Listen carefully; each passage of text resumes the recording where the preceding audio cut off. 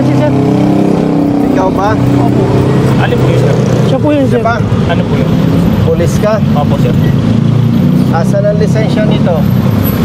Sir, nasa akin po, sir, kasi hindi ko na po siya i-impound, sir. Ay, sumama ka sa akin sa investigation. Nahirapan kaming maghanap sa iyo, ah. Kanina ko po siya nanap, sir. Nandun po O ako sa daw ka tubig. magpaliwanag sa investigation. Opo, sir. Ah.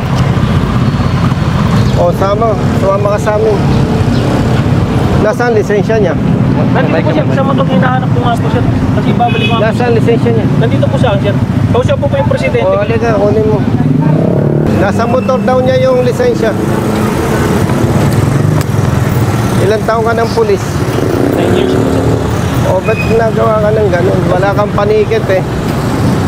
Doon ko nga po na ano, sir. Doon ko nga po kaya sabi ko, hindi ko po tinuloy ni i-impound, sir. Wala, hindi pwede yun. Pang-abuso yun.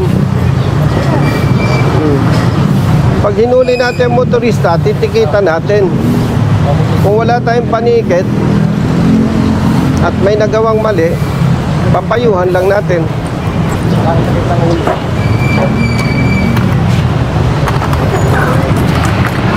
Ito po, sir. Expired po kasi ano, sir.